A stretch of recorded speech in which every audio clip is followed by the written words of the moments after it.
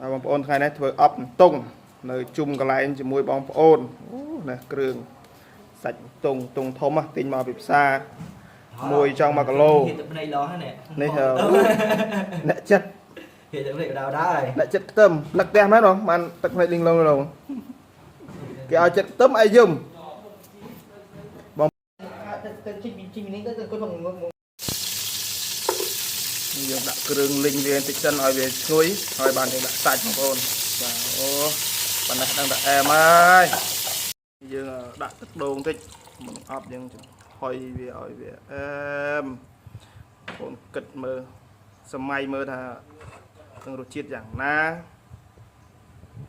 យើងចាប់ដើមដាក់តុងចូលបងបាទអូតុងធំមួយចង់1គីឡូចាក់មករត់មើលព្រេងទៀតមិនខោលឹកលឹក